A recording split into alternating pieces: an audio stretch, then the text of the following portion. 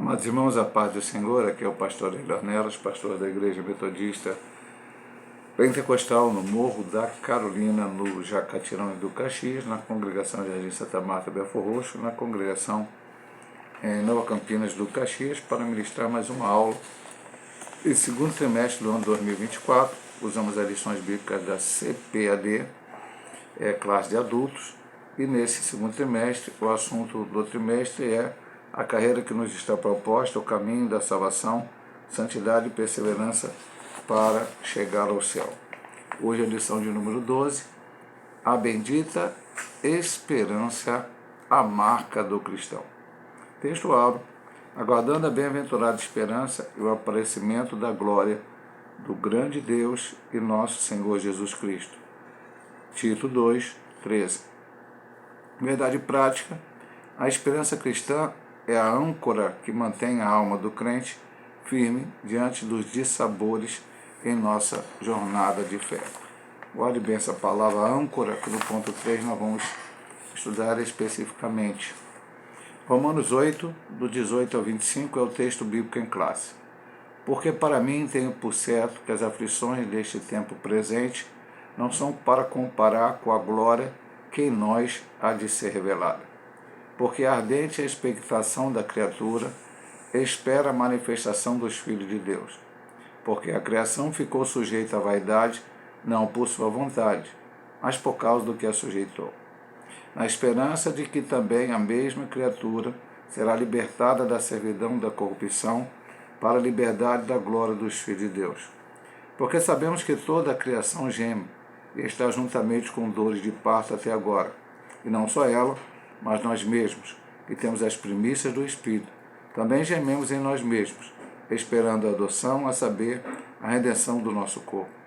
Porque em esperança somos salvos. Ora, a esperança que se vê não é esperança. Porque o que alguém vê, como esperará? Mas se esperamos o que não vemos, com paciência o esperamos. Então vamos aqui para a introdução. Desde quando o crente nasce de novo, ele é convocado a viver uma vida de esperança. Nesse sentido, a esperança cristã tem um fundamento na ressurreição do Senhor Jesus. 1 Pedro, capítulo 1, tanto o versículo 3 como o versículo 21. É uma obra poderosa de Deus que move a Igreja de Cristo a trabalhar pela causa do seu reino.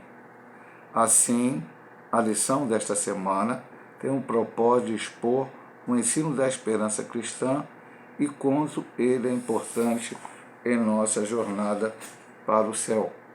Então, desde que começamos a viver essa vida cristã, lição número 1 é que estudamos nesse trimestre. Nós estamos estudando a caminhada, a jornada do crente desde o início até ele chegar ao céu. Já estudamos o céu na primeira lição, estudaremos a Nova Jerusalém na terceira lição, o céu, e agora na última lição, Nova Jerusalém, a próxima lição e última desse trimestre. Então, mas nessa caminhada, o que nos move é a esperança de um dia estarmos na presença do Senhor. E aqui ele vai falar de vários aspectos que envolvem essa esperança. Eu vou ler um texto aqui que não está citado, pelo menos aqui nesse momento da lição, mas é um texto que eu gosto muito e cito bastante na igreja. Nós temos um capítulo na Bíblia, que é o capítulo de 1 Coríntios, que é o capítulo que a gente chama o capítulo da ressurreição. Porque ele explica melhor como será a ressurreição dos salvos naquele último dia. Então, no versículo 19 diz: se esperamos em Cristo, só nesta vida, somos os mais miseráveis de todos os homens. Nesta vida, há esperança ainda em Cristo. Cristo nos salvou e prometeu muitas bênçãos enquanto estivermos aqui nesta caminhada. O Senhor cura as nossas enfermidades, o Senhor abre portas, enfim, o Senhor nos abençoa de várias maneiras, tanto materialmente como espiritualmente. Mas a verdadeira, maior, a grande esperança do cristão é o dia em que Cristo voltar para arrebatar a sua igreja, e é isso que nós vamos ver aqui nesta lição, neste dia. Ponto 1. Para onde aponta a esperança do cristão? Onde a esperança do cristão aponta? A primeira subdivisão diz: a esperança cristã. De acordo com o Novo Testamento, a esperança é uma expectativa favorável e confiante que se fundamenta ao que não se vê ao futuro. Romanos 8, 24 e 25. Nesse caso, ela pode antecipar aquilo que é bom, Tito 1, 2 ou 1 Pedro 1, 21. Não por acaso o apóstolo Paulo escreve que a esperança do cristão foi estabelecida por meio de Cristo, a esperança da glória e a esperança nossa. Colossenses 1, 27 e 1 Timóteo 1. Portanto, do ponto de vista bíblico, podemos dizer que a esperança é a confiança no cumprimento de uma grande expectativa. Então, a esperança é algo que você crê que um dia será concretizado. É uma promessa que você acredita que um dia vai verdadeiramente se cumprir. Por isso ele começa dizendo aqui: expectativa favorável e confiante que se fundamenta no que não se vê ao futuro. Então, eu não sei o futuro. A Bíblia me mostra algumas coisas que são sinais que mostrarão que Cristo voltará. E também me relata vislumbres daquilo que será estar para sempre na presença do Senhor. Mas eu não consigo ver e talvez não consiga entender completamente isto. Mas eu aguardo, eu espero, eu anelo por este dia. Porque eu creio na palavra de Deus, creio nas suas promessas e é muito, muito importante a gente entender isso. Eu estava estudando sobre o assunto e lendo o subsídio de um professor na internet, ele disse o seguinte: a volta de Jesus é mencionada 318 vezes nos 260 capítulos do Novo Testamento. Então, no Novo Testamento ele tem 27 livros e 260 capítulos. Média de um versículo a cada 25 versículos. Então, a cada 25 versículos do Novo Testamento, tem uma referência à segunda vinda de Cristo, à volta de Jesus, o que irá concretizar essa nossa esperança. Estamos esperando a vinda dele para que as bênçãos advindas da sua segunda vinda para arrebatar a sua igreja se cumpram em nossas vidas. E uma outra curiosidade: a Bíblia inteira tem 8 vezes mais referências à segunda vinda do que a primeira. A primeira é que o Messias vinha ao mundo. Então há várias referências à primeira vinda de Cristo sobre toda a sua vida. Nós temos Isaías 9,6, que fala: o menino nasceu, o filho se nos deu, seu nome será maravilhoso, conselheiro, Deus forte para a eternidade, príncipe da paz. Nós temos Isaías 7,14, a Virgem conceberá e terá um filho, será chamado Emanuel. Nós temos o Salmo 22, Isaías 53, que fala sobre o sofrimento do Messias. Nós temos Miqueias 5,2, que fala da cidade onde o Messias ia nascer. Enfim, há várias referências no Antigo Testamento sobre a vinda de Cristo. Agora, sobre a segunda vinda do Senhor, há muitas e muitas referências, 8 vezes mais do que a sua primeira vinda. E no final aqui, eu falei do início, não vou falar do final. Do ponto de vista bíblico, podemos dizer que a esperança é a confiança no cumprimento de uma grande expectativa. Então, não é uma pequena expectativa, não é expectativa qualquer, mas é uma grande expectativa que se cumpra aquilo que o Senhor nos prometeu referente à volta de nosso Senhor Jesus Cristo. A esperança nas cartas do apóstolo Paulo. O assunto da esperança cristã está bem presente nas cartas apostólicas de Paulo. Nelas percebemos a esperança na ressurreição dos mortos em Cristo. Aí ele cita Atos 23,6, que não é uma carta paulina, e 1 Tessalonicenses 4, 13 a 14. Eu vou ler, a gente sempre fala que é um texto bíblico, não vai dar para ler todas as referência, mas esse aqui eu acho importante. Então a gente sempre fala que isso aqui é um estudo bíblico, então a gente está estudando a Bíblia e lê a Bíblia. Esse texto é bastante importante. 1 Tessalonicenses, capítulo de número 4, verso 13 a 14. Às vezes demora um pouquinho, porque minha Bíblia está um tanto quanto nova e as folhas às vezes demoram a virar. Mas já estou abrindo aqui, meus amados irmãos. Vamos lá. Diz assim: não quero, porém, irmãos, que sejais ignorantes acerca dos que já dormem, para que não entristeçais como os demais que não têm esperança. Porque se cremos que Jesus morreu e ressuscitou, assim também aos que em Jesus dormem, os tornará a trazer com ele. Essa é uma das referências.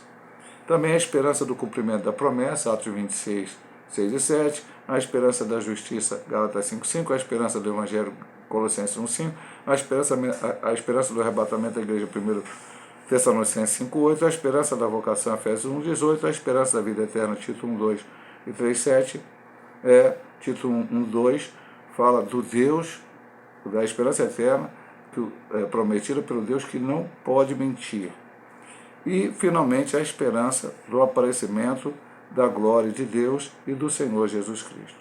Na primeira carta de Paulo aos Coríntios, a esperança aparece como a segunda virtude mencionada ali. Então, Paulo, eu vou começar pelo final aqui. Paulo escreve a carta de 1 Coríntios e a 2 Coríntios também, enfim, focando mais em 1 Coríntios. Então, há muitos capítulos que nos tornaram temáticos. Eu já falei de 1 Coríntios 15, que fala sobre a ressurreição.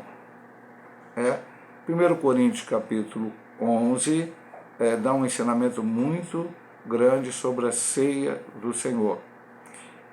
Em 1 Coríntios capítulo 12 e 14, Paulo fala sobre o batismo com o Espírito Santo, mas mais focadamente nos dons espirituais. Não só explicando os dons, mas como recebê-los e como utilizá-los para a glória de Deus. E entre o 12 e o 13 ele nos mostra um caminho mais excelente, que é o capítulo do amor. Ele diz, 3 coisas permanecerão: a fé, a esperança e o amor. Então, a esperança é algo importante nas cartas de Paulo. E a esperança, como já falamos aqui, mostramos em vários, lemos aqui, né, por exemplo, lemos o versículo lá da volta de Jesus em 1 Tessalonicenses 4, 13 e 14, mas todas essas outras esperanças, cumprimento da promessa, a esperança da justiça, a esperança do Evangelho, a esperança do arrebatamento da igreja, a esperança da vocação, a esperança da vida eterna. Então, como já temos falado no primeiro ponto, veja bem, meu amado irmão, a vinda de Cristo para arrebatar a sua igreja é uma esperança para nós, e a grande esperança, porque ela excede a qualquer esperança que tenhamos nessa vida. Pastor, eu posso esperar constituir uma família se eu for solteiro?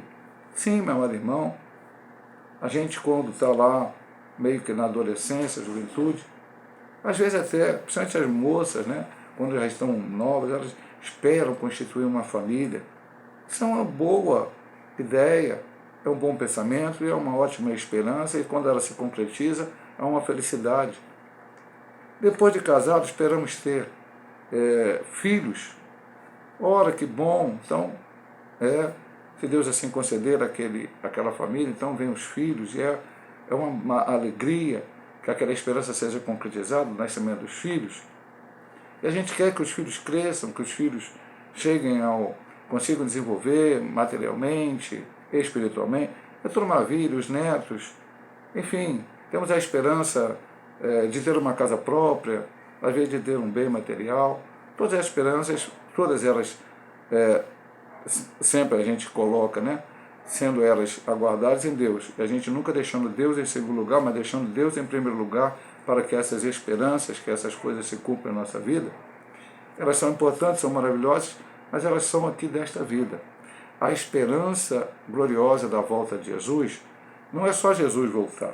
Ele vai voltar, e quando ele voltar, como o texto da Tessalonicenses diz, não lembro lá, mas lembro da lição anterior, em parte lembro, né, ali diz, a esperança nos que dormem, porque o que acontecia com algumas pessoas em Tessalônica? Achavam que morreu e aí não tem mais esperança. Não, não, não. Quem morreu em Cristo está hoje no lugar intermediário, explicamos isso na lição passada, chamado Paraíso ou Terceiro Céu, conscientes, esperando o dia em que Cristo voltará para arrebatar a sua igreja, e eles serão ressuscitados, é a primeira ressurreição, eles receberão um corpo glorioso. Nós, os que estivermos vivos, ou seja, aqueles que estiverem vivos, servindo ao Senhor naquela época, serão transformados e estaremos para sempre com o Senhor. Então, já é uma bênção aí de início, já é uma esperança concretizada. Nós deixaremos esse corpo carnal, nós deixaremos essa natureza carnal que está dentro de nós, e não estaremos mais sujeitos ao pecado. Não seremos mais tentados pelo diabo, não haverá mais possibilidade de nós deixarmos a presença do Senhor. Enfim, fora tudo que o Senhor preparou, e como eu disse lá no início, há vislumbres na Bíblia do que será no céu. Eu tenho certeza que será muito mais do que a gente pode entender, muito mais do que a gente pode compreender. E vamos estar para sempre com o Senhor. Como a gente sempre costuma citar, 1 João capítulo 3, versículo 2. Filhinhos, agora não sabemos o que havemos de ser, mas quando ele se manifestar, seremos semelhantes a ele, porque como ele é, o veremos. Então vemos aqui, agora, a última subdivisão do ponto 1, Deus, o autor da nossa esperança. Essa esperança é uma consequência do novo nascimento em Cristo Jesus.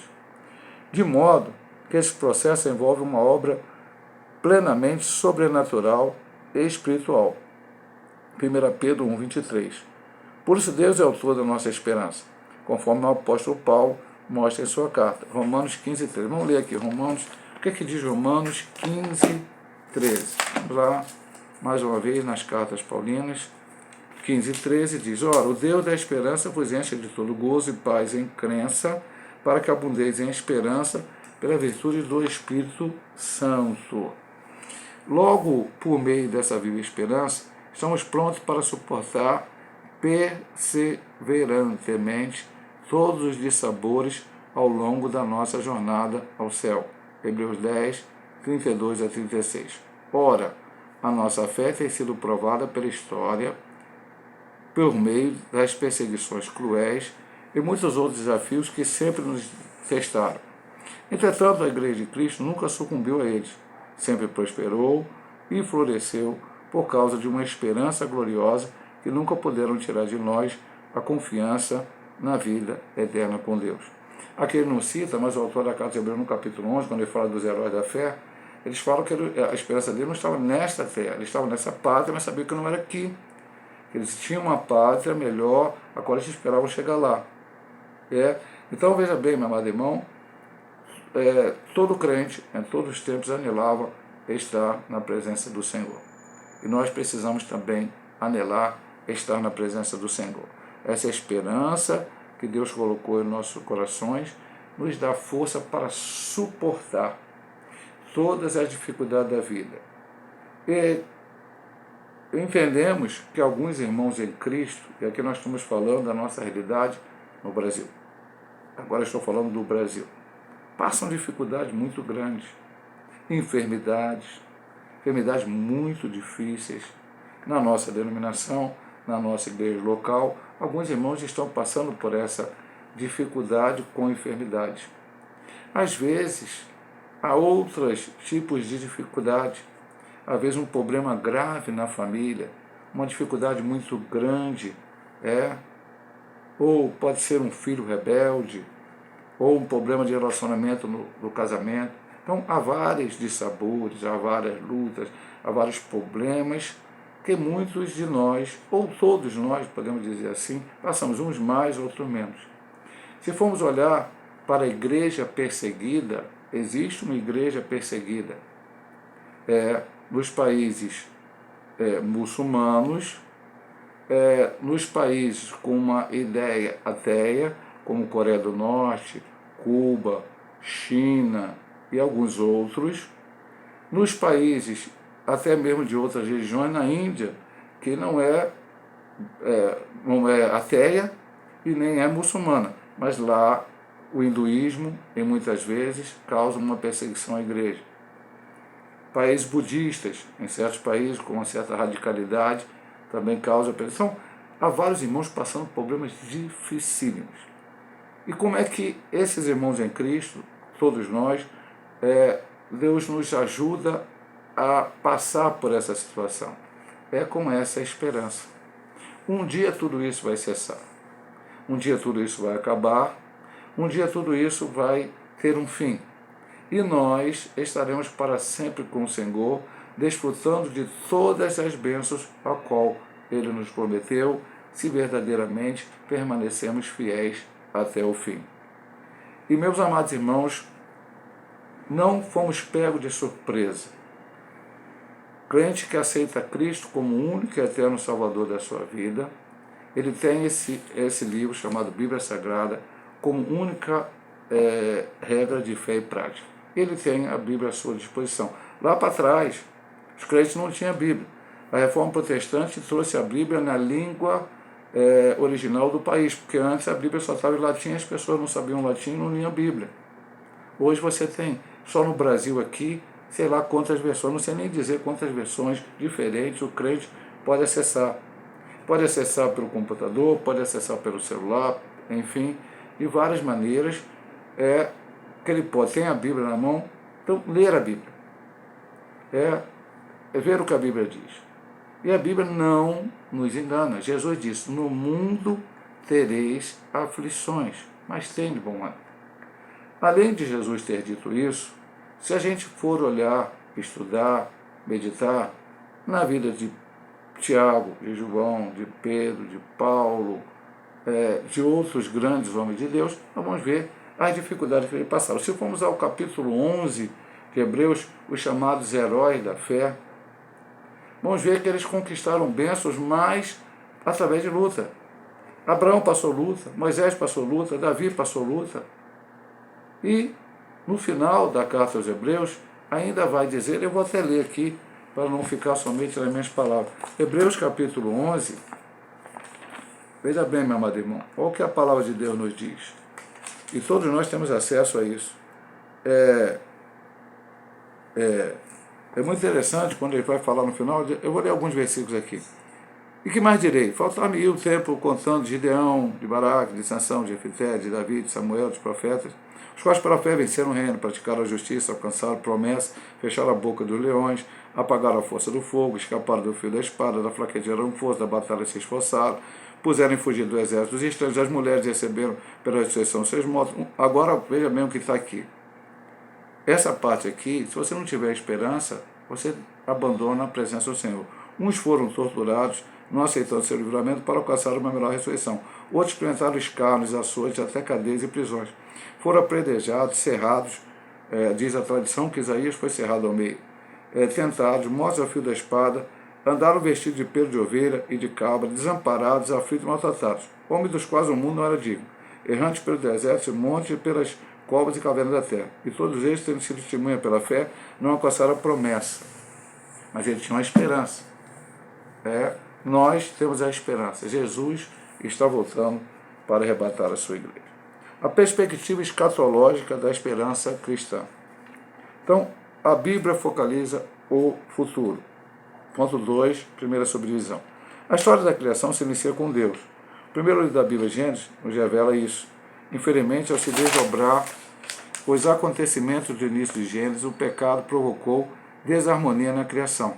Entretanto, Deus age para que tudo volte a ser perfeito, equilibrado e harmônico. Isso que o apóstolo Paulo revela a partir da menção de que faz a abrangência cósmica da morte de Jesus Cristo, essa promessa originou no Éden com o descendente da mulher e se revela hoje por meio de Cristo como fio condutor das Sagradas Escrituras. Então o homem foi criado no Éden, perfeito, a mais perfeição. O lugar não tinha nada de ruim, porque o pecado ainda não tinha chegado ao mundo. Adão e Eva estavam ali. O Senhor deu uma ordem, Adão e Eva desobedeceram aquela ordem, porque Deus dotou eles de livre-arbítrio, eles puderam escolher o que eles fariam, e sabiam as consequências pelo qual eles estavam escolhendo, porque Deus falou a eles. e o pecado introduziu-se no mundo. Então parece que aquele momento é um momento de desgraça, talvez seja o momento mais difícil do mundo. Eu não vou dizer que hoje a gente está acostumado com o pecado, mas nunca pode se acostumar com o pecado. Mas, meu amado irmão, com tudo que você vê ao seu redor, você sabe que é isso aí mesmo.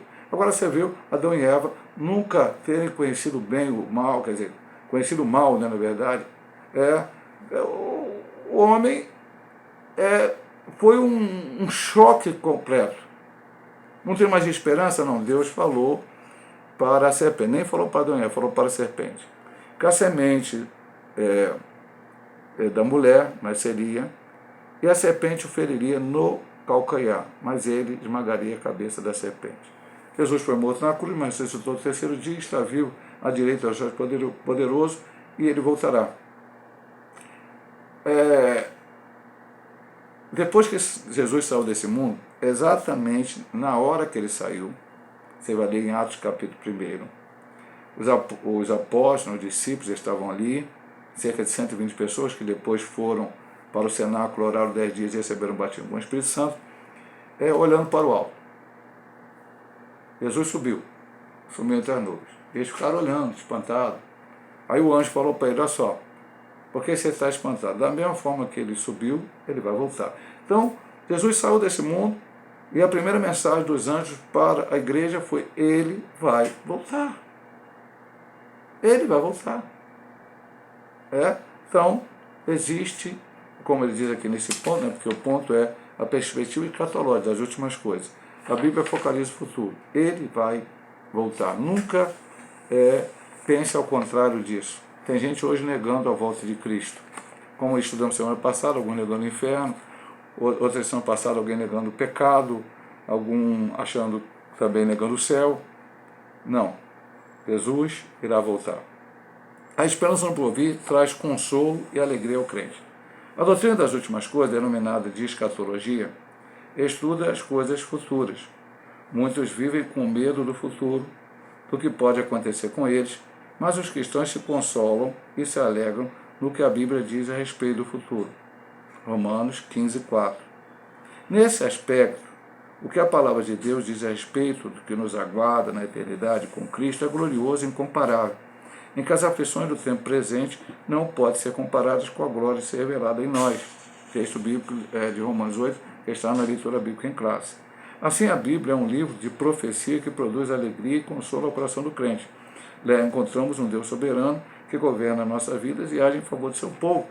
Jesus prometeu antes de sair desse mundo, eis que estou convosco todos os dias até a consumação dos séculos. Ele está conosco.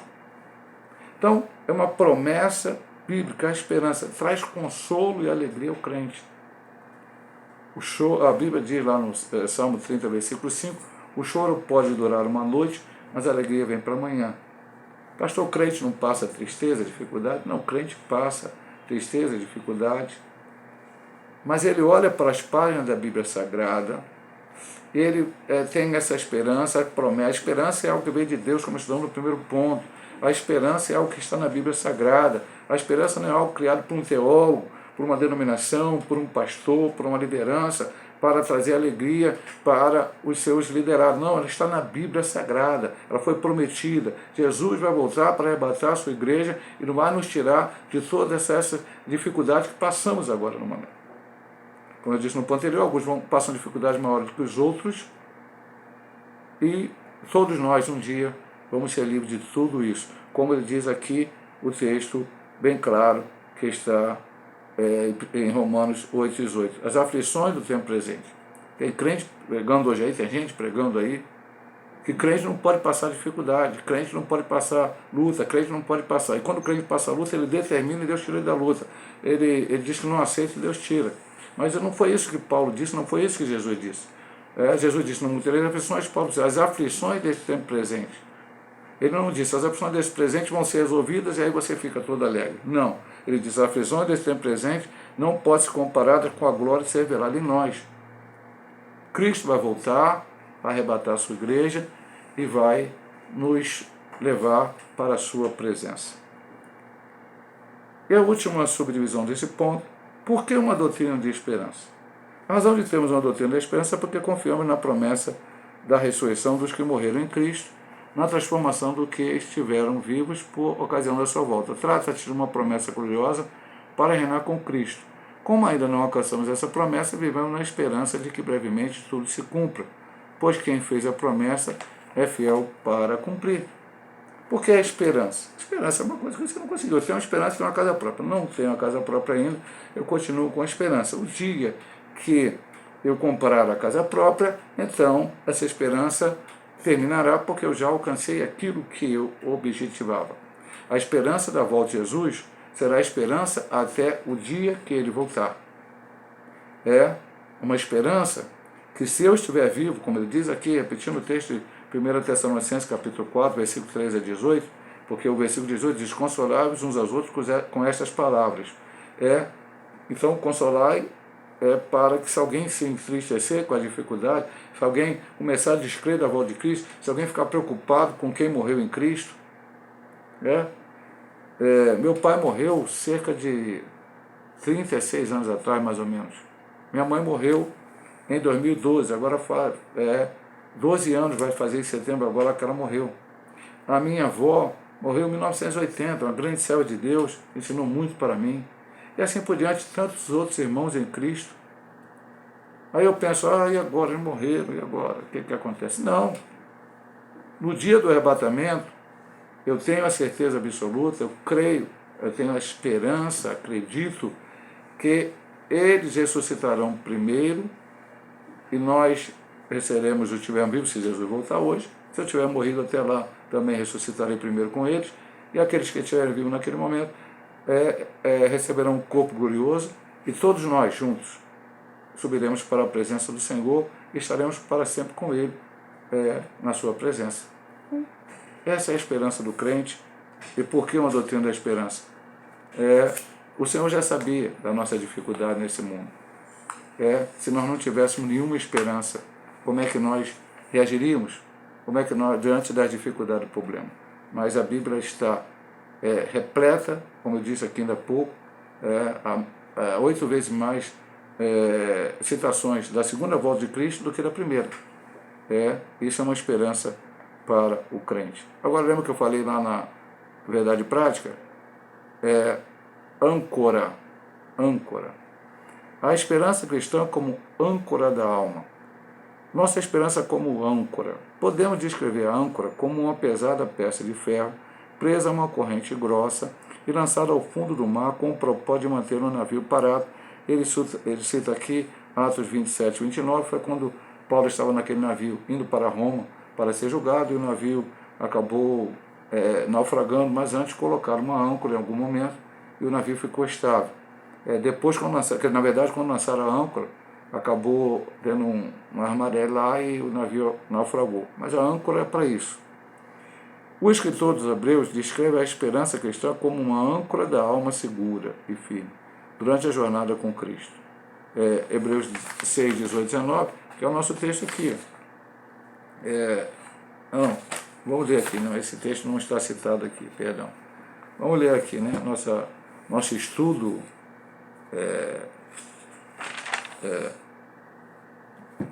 nosso estudo bíblico aqui, né? Hebreus 6, 18 e 19. Vamos lá. Hebreus 6, 18 e 19. Louvado seja o nome do Senhor. Diz assim: para que por duas coisas imutáveis, nas quais é impossível que Deus minta, tenhamos a firme consolação, nós, o que pomos o nosso refúgio em reter a esperança proposta, a qual temos como âncora da alma, segura e firme, e que penetra até ao interior do véu. Louvado seja Deus. Ela representa tudo o que sustenta e estabiliza a alma do crente em tempo de incerteza. Então, mesmo que não estejamos passando por lutas, dificuldades tão grandes, todos nós temos algum tipo de dificuldade, mas digamos que existem tempos de refrigério. Ainda assim, nós não podemos ficar apegados a este mundo.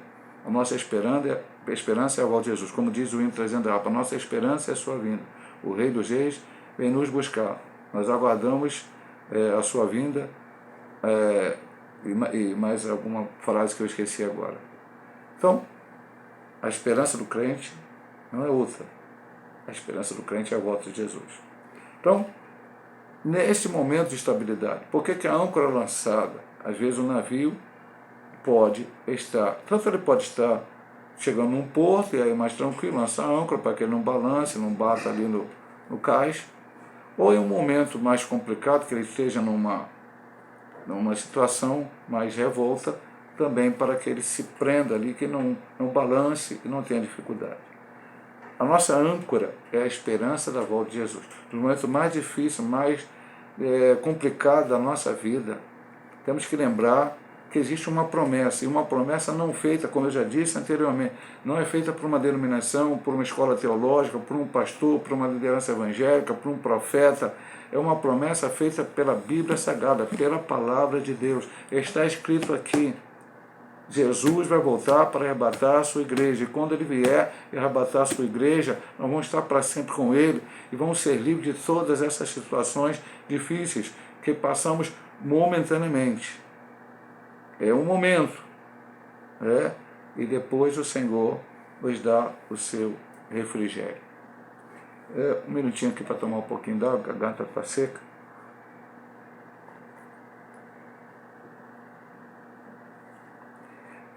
Porque a esperança do crente é a melhor.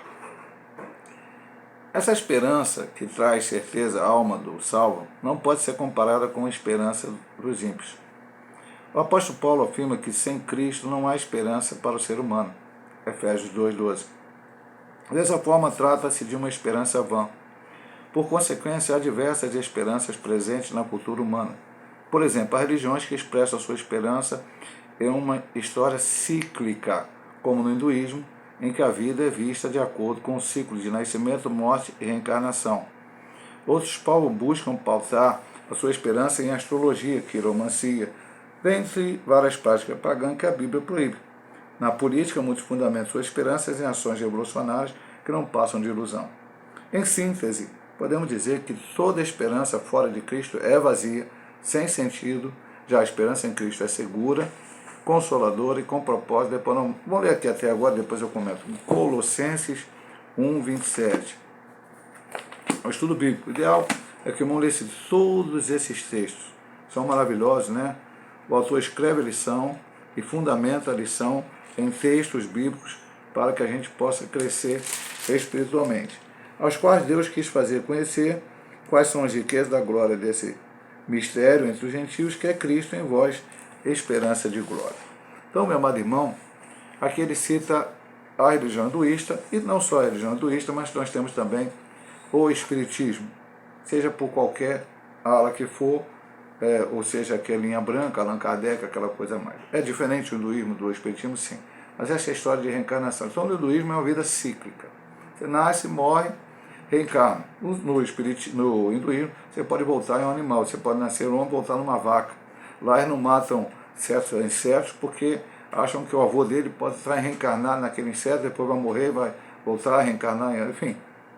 E até que eles alcancem a perfeição e parem de reencarnar. Isso é uma mentira do diabo, porque a Bíblia diz em Hebreus 9:27, que ao homem cabe morrer uma só vez e depois disso vem o juízo. Então não existe essa questão. Estudamos semana passada a realidade bíblica do inferno. O homem nasce, vive, morre, mas ele continua com a sua existência. Salvos com a vida eterna e ímpios com a perdição eterna. Não existe possibilidade de sair e passar para o lugar. O Espiritismo fala do mundo do espírito, que a alma sai desse corpo, o espírito, né, vai para esse mundo dos espíritos, ele se... é como um mundo como fosse aqui, né, com toda essa vivência que temos, e aí ele se aperfeiçoa, volta, e nessa encarnação, né, segundo o ensinamento de Deus, pode ser homem, na próxima pode ser mulher, enfim, e vai voltando até que também termine. E assim vai com outras religiões, Nirvana, tudo essa esperança. Eu vou sintetizar tudo isso, como ele diz aqui. Podemos dizer que toda esperança fora de Cristo é vazia, porque é uma esperança que no final não vai dar em nada. é uma esperança que não vai levar o homem a lugar nenhum. Ele vai morrer e não vai reencarnar. E vai para o inferno porque não aceitou a Cristo como único e eterno Salvador de sua vida. Preferiu os ensinamentos de Buda, de Allan Kardec, do hinduísmo, enfim, uma religião que existe até antes do cristianismo, enfim, todos esses ensinamentos errados que o diabo tem colocado sobre as pessoas por aí. A esperança do crente é a volta de Jesus, o arrebatamento da igreja e o principal de tudo, é estarmos para sempre com o Senhor, aquele que nos criou, aquele que nos trouxe ao mundo. Vamos aqui para o último subtópico do ponto 3 e o último da lição. Mantendo firme a esperança. À luz do Novo Testamento, afirmamos que a segunda vinda de Cristo é o grande motivo para o crente permanecer firme e manter sua esperança. De modo, isso requer uma vida de pureza para desfrutar a promessa de ser como Jesus. Então vamos ler aqui primeiro, eu já citei, mas vamos ler de novo aqui, pelo menos que aqui ele cita 2 versículos. 1 João, eu estava estudando também sobre a volta de Jesus, antes de ler o texto aqui, enquanto eu estou abrindo, que Jesus falou sobre a sua vinda, existe o sermão profético de Mateus 24, se repete em Marcos, se repete em Lucas. João, no Evangelho, não se referiu ao sermão profético, mas também há citações da volta de Cristo. Mas em Atos dos Apóstolos se fala da volta de Cristo, e na maioria das cartas de Paulo, há várias citações, nas cartas de Pedro, na carta de Tiago, na carta de Judas, o Apocalipse não nem falar, que ele fala da volta de Jesus, e Pedro também fala, João, que não, no Evangelho não trouxe o sermão profético de Cristo, falava sobre a sua segunda vinda, mas nas suas cartas ele também traz alusão a isso. Então, vemos aqui 3, 2... Agora veja bem, só, eu citei só o primeiro versículo, que é o 2, agora vou ler o 2 e o 3. Amados, agora somos filhos de Deus e ainda não é manifesto o que havemos de ser. Mas sabemos que quando ele se manifestar, seremos semelhantes a ele, porque assim como o veremos. E aí ele, emendando com 3, e a qualquer que nele tenha essa esperança, ou seja, que ele se manifeste e que nós sejamos semelhantes a ele, porque como ele o veremos, purifica-se a si mesmo, como também ele é puro. Naqueles dias, os discípulos de Cristo entendiam que a sua vinda seria de maneira iminente, isto é, poderia acontecer a qualquer momento. Eles acreditavam e nós continuamos acreditando também. Semelhantemente, também devemos estar em prontidão, aguardando o dia em que nosso Senhor arrebatará a sua igreja. Não sabemos o dia nem a hora que o Senhor virá, mas a nossa parte é manter a nossa esperança viva e firme. E aqui, já estudamos na semana passada, outras lições, essa é muito importante saber. Na semana passada eu falava isso bem claramente. A volta de Jesus não está marcada, não tem um dia específico. E nós temos que estar preparados para isso. Temos que nos preparar para isso. Vivendo uma vida de santidade. Hebreus, capítulo 12, seguir a paz e a santificação, 12, 2. Seguir a paz e a santificação, sem as quais ninguém verá o Senhor. Aliás, 12, 14, perdão. Seguir a paz e a santificação, sem as quais ninguém verá o Senhor. Então, temos que viver a vida. Por isso, essa lição nos traz 2 coisas. Relembrar nós essa esperança e lembrar que nessa nossa caminhada, que estamos estudando desde a lição 1, e como eu disse, vamos terminar na semana que vem estudando sobre a Nova Jerusalém, nos mostra, nos leva a pensar quanto temos que viver realmente na porta estreita, porque a esperança só se concretizará positivamente para aqueles que permanecerem fiéis até o fim. Aquele que perseverar até o fim será salvo.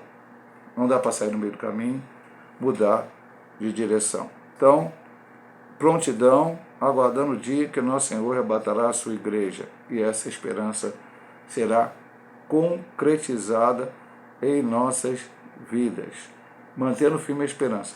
Se um dia a tua fé fraquejar, pode acontecer qualquer um de nós.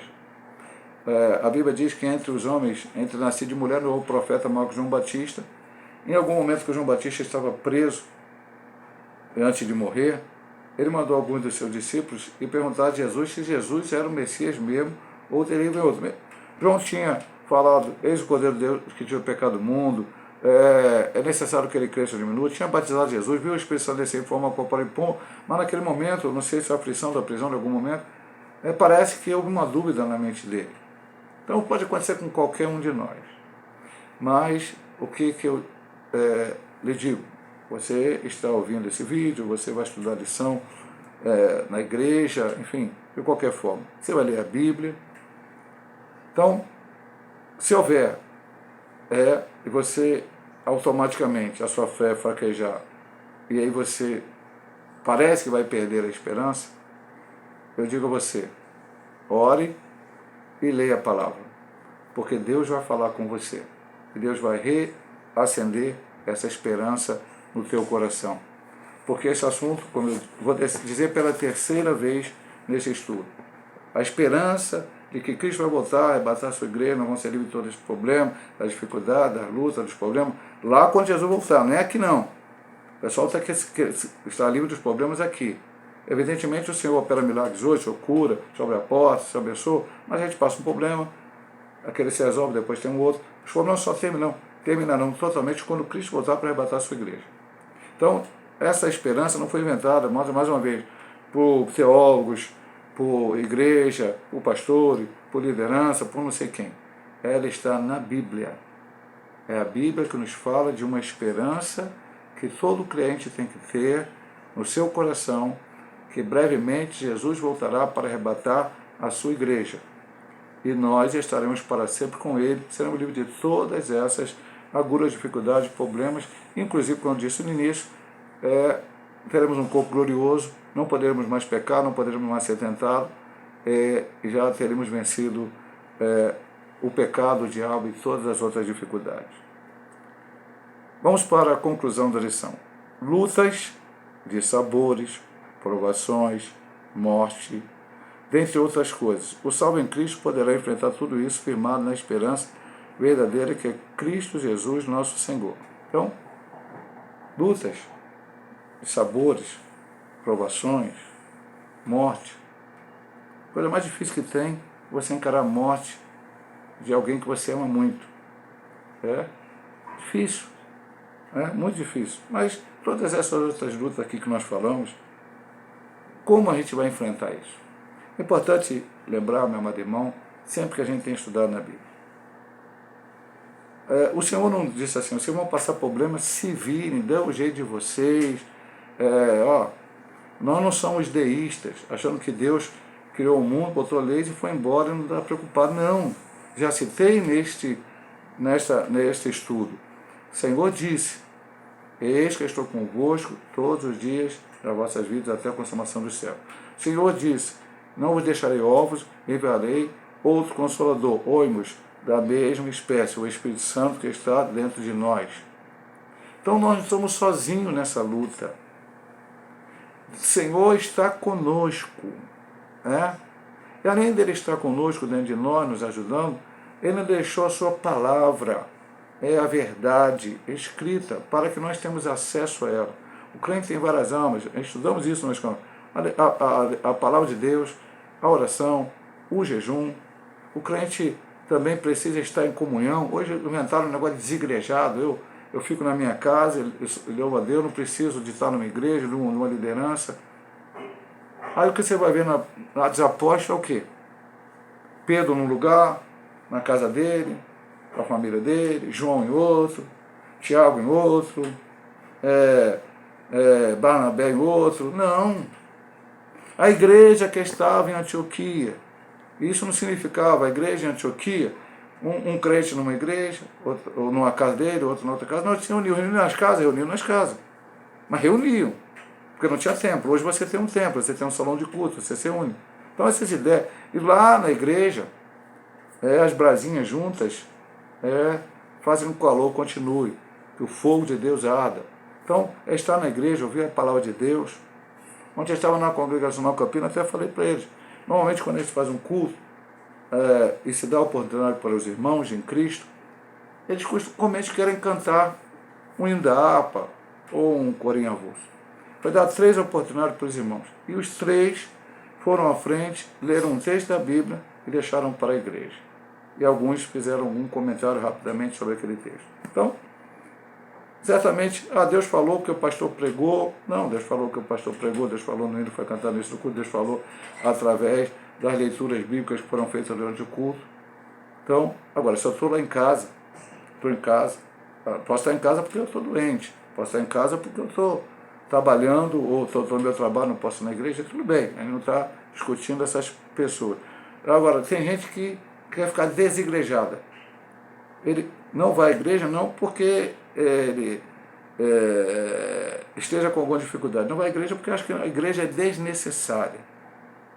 Não, isso é contra a Bíblia Sagrada. Tudo isso são coisas que Deus deixou para nós, estamos juntos, uns outros, levando a cargo dos outros, como diz a palavra de Deus. Parece meio fora do tema, talvez seja um pouco, mas no final Deus colocou no meu coração falar isso aqui, na conclusão estou falando. Assim seguiremos a nossa jornada sem temor e sem perder a fé. A história testemunhou que o cristianismo cresceu e prosperou porque os cristãos entenderam que essa vida é provisória, sendo apenas uma parte de um todo muito maior, a eternidade com Cristo. Portanto, mantemos firme a confissão da nossa esperança, pois que o que prometeu é fiel. Veja bem, meu amado irmão, será que os cristãos do século XXI pensam assim? A história testemunhou que o cristianismo cresceu, e não é o cristianismo bíblico aqui somente lá de Atos Apóstolos, não. Leia a história da igreja. E veja quanto ela foi perseguida no passado e quantos homens de Deus deram a sua vida para que o evangelho chegasse até nós. Os reformadores, os pré-reformadores, John Ruiz, Savonarola. Leia a história de John Ruiz, leia a história de Savonarola. Eles são pré-reformadores. Depois tiveram Lutero, Calvino, Zwinglio e tantos outros que também lutaram para que a igreja fosse reformada, para que a igreja tivesse a sua doutrina. Então, muitos crentes sofreram. Por quê? Eles acharam que a vida não é aqui. Aqui é o momento, né? Estamos aqui passando um momento, como diz aqui, provisório, é uma parte de um todo maior. Porque o todo maior vai chegar depois da nossa morte ou do dia do arrebatamento da igreja. E aquele que prometeu é fiel. Aleluia! Louvado seja o nome de nosso Senhor Jesus Cristo. Deus possa nos abençoar a todos, se Deus quiser. Assim, na próxima semana estaremos ministrando a última lição número 13, a cidade celestial. Deus abençoe a todos em nome de Jesus.